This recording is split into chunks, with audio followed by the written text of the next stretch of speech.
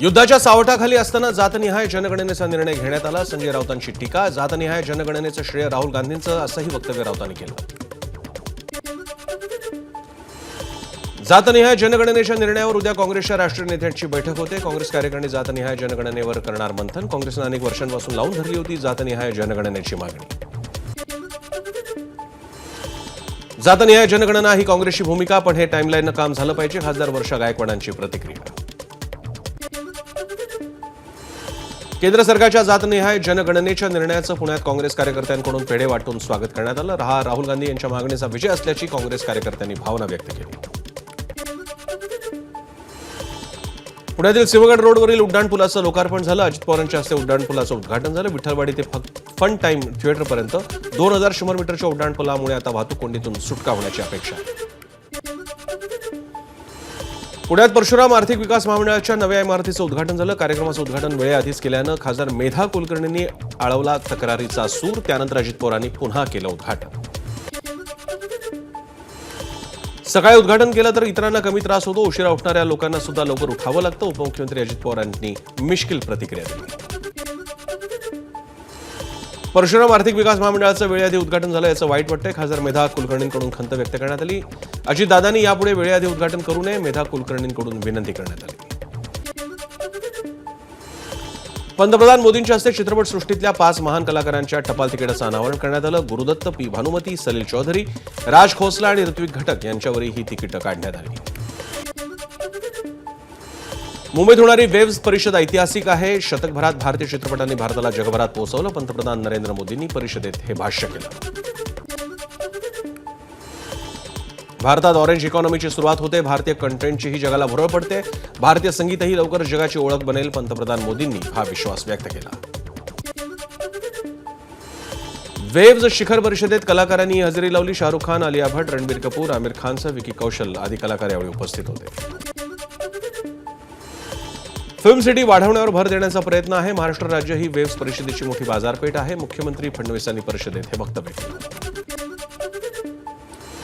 सरकारच्या 100 दिवसांच्या कामाचा निकाल जाहीर झालाय. आदिती तटकरेंचा महिला आणि बाल विकास विभाग सर्वोत्तम ठरलाय. तटकरेंच्या खात्याला 80% गुण, सार्वजनिक बांधकाम विभाग 77.65% गुणांसह द्वितीय क्रमांकावर आहे. 100 दिवसांच्या कामात 12 विभागांना 100% गुण मिळाले. जलसंपदा, ग्रामविकास, पशुसंवर्धन, बंदरे विभागास 100% गुण मिळालेत. उच्च आणि तंत्रशिक्षण, कामगार, वस्त्रोद्योग आदी विभागांनाही पैकीच्या पैकी मार्क मिळाले. पालघरचे पोलीस अधीक्षक ठरले राज्यात सर्वोत्तम. 100 दिवसांच्या कामात पालघर पोलीस अधीक्षकांना 90.29% गुण मिळालेत. नागपूर ग्रामीण आणि गडचिरोलीचे पोलीस अधीक्षक द्वितीय स्थानी राहिले आहेत. पोलीस आयुक्तांमध्ये एमएमआरडीए क्षेत्रातील आयुक्त अव्वल ठरलेत. मीरा भाईंदरचे पोलीस आयुक्त 84.57% गुणांसह सर्वोत्तम ठरलेत. ठाण्याचे पोलीस आयुक्त दुसऱ्या स्थानी तर मुंबई रेल्वेचे पोलीस आयुक्त तिसऱ्या स्थानी आहेत. सरकारच्या 100 दिवसांच्या कामात उल्हासनगरचे पालिका आयुक्त राज्यात सर्वोत्तम ठरले. 100पैकी 86.29% गुण त्यांनी मिळवले. पिंपरी चिंचवडचे पालिका आयुक्त 85.71% गुणांसह द्वितीय ठरले. सरकारच्या 100 दिवसात चंद्रपूरचे जिल्हाधिकारी सर्वोत्तम ठरले. चंद्रपूरच्या जिल्हाधिकाऱ्यांना 100पैकी 84.29% गुण मिळाले. कोल्हापूरचे जिल्हाधिकारी 81.14% गुणांसह द्वितीय ठरले. 100 दिवसांचं टार्गेट न देता वर्षभराचं टार्गेट द्यायला हवं. वर्षा गायकवाडांनी ही प्रतिक्रिया व्यक्त केली आहे. सगळ्या विभागांनी चांगलं काम केलं, पण हे कायमस्वरूपी झालं पाहिजे अशीही अपेक्षा त्यांनी व्यक्त केली. मुख्यमंत्री आणि उपमुख्यमंत्र्यांकडे असलेल्या 3 खाती नापास ठरली आहेत. मुख्यमंत्र्यांकडील सामान्य प्रशासन विभागाला 35%हून कमी गुण मिळालेत. शिंदेंकडील नगर विकास विभाग आणि अजितदादांकडील नागरी पुरवठा खातंही नापास ठरलं. सुप्रिया सुळेंनी आज हुतात्मा स्मारक इथं हुतात्म्यांना अभिवादन केलं. यावेळी मनसे प्रमुख राज ठाकरे हेही उपस्थित होते. सुळे आणि त्यांची भेट झाली. दोघांनी एकमेकांशी चर्चा केली. तुळजापूर ड्रग्ज प्रकरणावरून जिल्हा नियोजन समितीच्या बैठकीत खडाजंगी उडाली. खासदार ओमराजे निंबाळकर आणि आमदार राणा जगजितसिंग पाटील यांच्यात शाब्दिक वाद झाला. आरोपी कोणाच्या संपर्कात होते तपासा, निंबाळकरांनी ही मागणी केली. ड्रग्ज प्रकरणाची पोलिसांना आपण माहिती दिली. काही जण मात्र कांगावा करतायत. राणा जगजितसिंह पाटलांनी ओमराजेंवर निशाणा साधला. तर कुठल्याही पक्षाचा आरोपी असला तरी सोडणार नाही, पालकमंत्री सरनाईक यांनी आश्वासन दिलं. नाशिकमधील शिवपुत्र संभाजी नाटकाचे प्रयोग रद्द झाल्याचं प्रकरण समोर आलंय. आयोजकांनी राजकीय रंग देण्याचा प्रयत्न करून फसवणूक केल्याचा अमोल कोल्हेंनी आरोप केलाय. संबंधित भाजप पदाधिकाऱ्यावर कारवाई करणार असंही कोल्हे म्हणाले. परळतील दिवाणी आणि फौजदारी न्यायालयाच्या नूतन इमारतीची कोनशिला कार्यक्रम पार पडला. मंत्री पंकजा मुंडे आणि धनंजय मुंडे दोघे बहीणभाऊ यावेळी कार्यक्रमात एकत्र दिसले. मराठा आंदोलक मनोज जरांगे यांची तब्येत पुन्हा एकदा बिघडली. बीड दौऱ्यादरम्यान भोवळ आल्यानं जरांगे दौरा अर्धवट सोडून छत्रपती संभाजीनगरच्या खासगी रुग्णालयात दाखल झाले. जरांगेंना उष्माघात आणि अतिसाराचा त्रास होतोय. कुंभमेळ्यासाठी केंद्राकडून अद्याप किती निधी मिळणार हे निश्चित झालेलं नसलं तरी निधी कमी पडू देणार नाही. मंत्री गिरीश महाजनांचं वक्तव्य. कुंभमेळ्याचे सर्व कामं वेळेत पूर्ण होतील, गिरीश महाजनांनी असा विश्वास व्यक्त केला. साताऱ्याच्या म्हसवड इथं शेतकऱ्यांचा अर्धनग्न मोर्चा निघाला. मानसच्या पाणी प्रश्नावर सामाजिक कार्यकर्ते महेश करसेंच्या नेतृत्वाखाली मोर्चाचं आयोजन झालं. लातूर महानगरपालिकेच्या जलशुद्धीकरण केंद्राला पालकमंत्री शिवेंद्रराजे भोसलेंनी अचानक भेट दिली. शहराला पिवळसर पाण्याचा पुरवठा होत असल्यानं हरंगुळ इथं जलशुद्धीकरण केंद्राला भेट देत त्यांनी माहिती घेतली. अहिल्यानगर शहरात कॅफेमध्ये तरुण तरुणींचे खुलेआम अश्लील चाळे पाहायला मिळाले. स्थानिक गुन्हे शाखेच्या पथकाकडून शहरातील 5 कॅफेंची तपासणी करण्यात आली. या प्रकरणी 9 जणांविरोधात गुन्हा दाखल झाला तर 7 जणांना अटक करण्यात आली.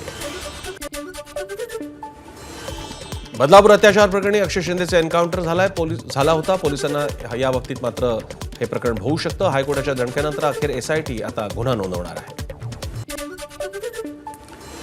कुणाल कामराच्या युट्यूब चॅनलवर बंदी आणण्याची मागणी मुंबई उच्च न्यायालयानं फेटाळली आहे. याचिका करणारे आमदार किरण सामंतांनी याबाबतीत मागणी केली होती. अशा मागण्यांसाठी कायद्यानं पर्याय दिले. तिथे जाऊन दाद मागा. न्यायालयाने हे खडे बोल सुनावले.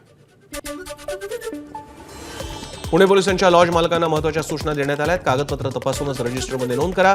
संशयित इसम आढळून आल्यास तत्काळ पोलीस कंट्रोल रूमला कळवा. यासह विविध सूचना देण्यात आल्या. बीड अहिल्यानगर महामार्गावर पिकअपचा टायर फुटून अपघात झाला. 3 महिलांचा यात मृत्यू झाला. 15 जण जखमी झाले. कांदा काढणीसाठी जाणाऱ्या पिकअपला हा अपघात झाला.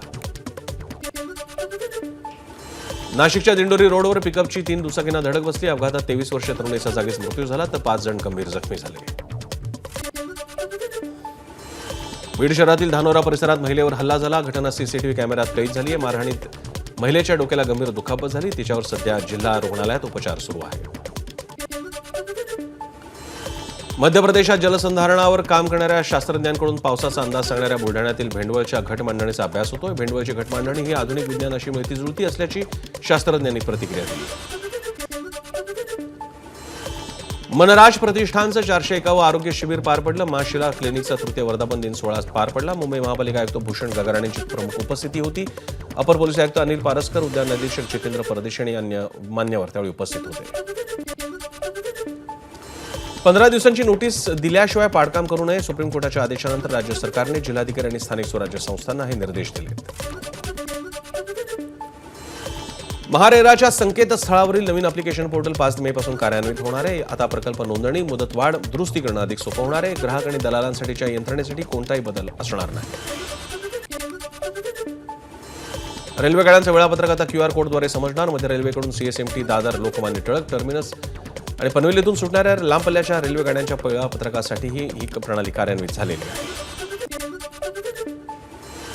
राज्यांतर्गत विशेष रेल्वे गाड्या आता जूनपर्यंत धावणार आहेत. मध्य रेल्वेच्या निर्णयानं प्रवाशांना दिलासा मिळणार आहे. अतिरिक्त गर्दी विभाजित करण्यासाठी रेल्वे प्रशासनानं हा निर्णय घेतला आहे. अमूल दुधाचे दर 2 रुपयांनी वाढले. दरवाढ आजपासून सर्वत्र लागू झालेली आहे. ग्राहकांना महागाईचा आणखी एक त्यामुळे फटका बसला आहे. सोन्याचे दर 1 लाखाच्या वर गेलेले असतानाही अक्षय तृतीयेच्या मुहूर्तावर काल देशात जवळपास 12,000 कोटी रुपयांची सोन्याची तर जवळपास 4,000 कोटींची चांदीची खरेदी झाली. 27,837 विद्यार्थ्यांना पुन्हा CET द्यावी लागणार आहे. भाषांतरातील गोंधळामुळे विद्यार्थ्यांना मनस्ताप सहन करावा लागणार आहे. गणितांच्या प्रश्नपत्रिकेतील 21 प्रश्नांमध्ये चुकीचे पर्याय आढळल्यानं पुन्हा परीक्षा होणार आहे.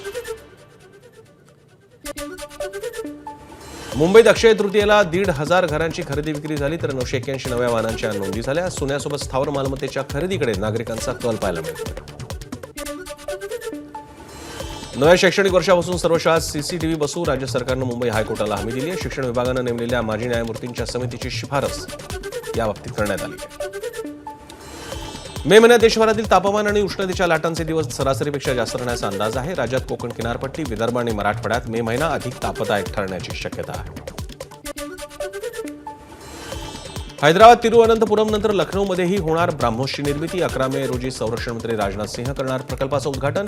या प्रकल्पांतर्गत वर्षाला 80 ते 100 क्षेपणास्त्रांची निर्मिती होणार आहे.